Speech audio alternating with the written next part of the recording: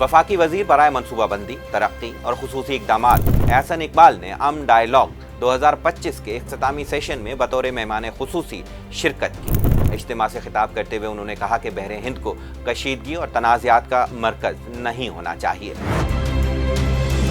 This dialogue has reaffirmed a fundamental truth. The seas are not just vast bodies of water, they are the lifelines of global trade, security and prosperity. The challenges of today, security threats, economic instability, climate change and technological disruptions transcend national boundaries. Yet, rising tensions, territorial disputes, piracy and illegal activities threaten its stability. Confrontation at sea is a recipe for economic disruption